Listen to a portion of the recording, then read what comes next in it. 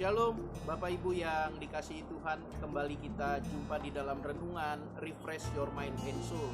Dan kembali kita akan melihat satu kebenaran firman Tuhan dari Injil Matius pasal yang kelima ayat 37.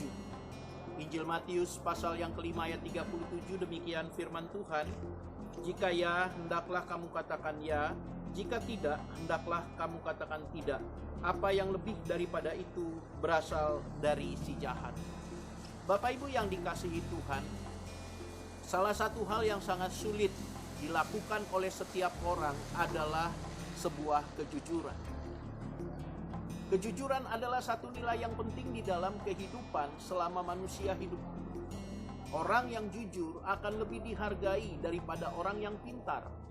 Kalau kita memiliki kepintaran tanpa kejujuran, orang pun tidak akan pernah bisa menerima kita seutuhnya. Tetapi kejujuran merupakan hal yang sangat berharga untuk kita bisa tetap dihargai di masyarakat. Kita bisa diterima di dalam kehidupan bersosialisasi dengan siapapun juga. Firman Tuhan mengajarkan kepada kita sebuah kejujuran. Dan saya yakin dan percaya bahwa keyakinan yang lain pun mengajarkan hal yang demikian. Tetapi satu hal yang harus kita perhatikan di sini, kejujuran di sini lebih kepada diri sendiri. Setiap kita harus bisa untuk jujur terhadap diri sendiri, terhadap apa yang ada di dalam hati kita. Biasanya orang lebih suka untuk menutupi apa yang di dalam hatinya dan menganggap itu adalah sebuah hal yang sangat wajar dijalani di dalam kehidupan. Tetapi firman Tuhan katakan tidak demikian. Bahwa setiap kita anak Tuhan dituntut oleh Tuhan untuk berani jujur terhadap diri sendiri. Waktu kita jujur terhadap diri sendiri, maka kita pun bisa jujur terhadap orang lain. Firman Tuhan mengatakan jika ya katakan ya, dan jika tidak katakan tidak. Lebih daripada itu adalah berasal dari si jahat. Tuhan mengajak kita, yuk kita jujur terhadap diri sendiri. Kita jujur terhadap hati kita.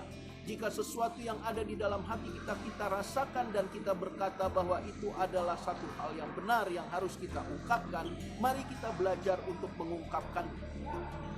Tentu dengan hikmat Tuhan. Bagaimana kita cara mengungkapkan sesuatu yang ada di dalam hati kita. Tetapi perhatikan dengan baik. Jangan sampai saat apa yang ada di dalam hati kita berkata ya, tetapi mulut kita berkata tidak.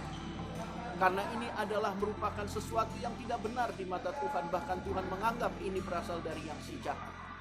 Jadi Bapak Ibu yang dikasihi Tuhan, apa yang ada di dalam hati kita, belajarlah kita untuk kita bisa mengungkapkan yang sebenarnya. Apa yang ada di dalam hati kita, baik terhadap pekerjaan, terhadap pelayanan, terhadap sesama kita atau siapapun itu, kita belajar untuk mengatakan apa yang seharusnya kita katakan. Memang konsekuensinya besar, memang konsekuensinya itu kadangkala tidak mengenakkan bagi kita. Tetapi perhatikan satu hal, setidaknya kita taat akan firman Tuhan. Kita belajar taat melakukan apa yang Tuhan mau.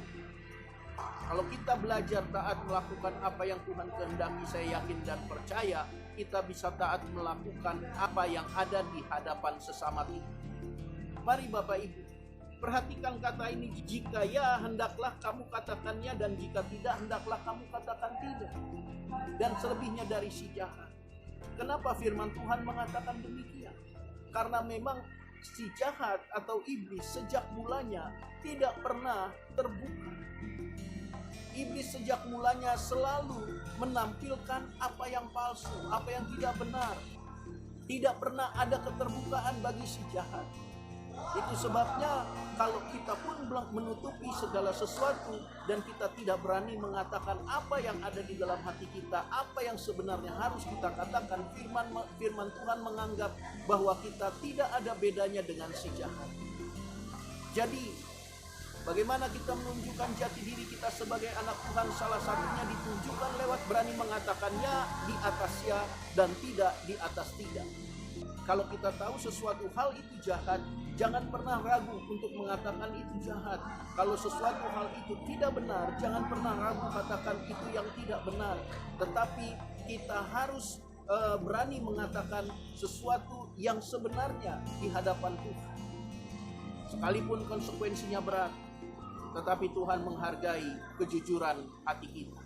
Itu sebabnya mari, untuk kita bisa jujur di hadapan sesama, untuk kita bisa jujur juga di hadapan Tuhan, belajar untuk jujur terhadap diri sendiri. Tetap semangat, tetap bersukacita. Tuhan Yesus memberkati.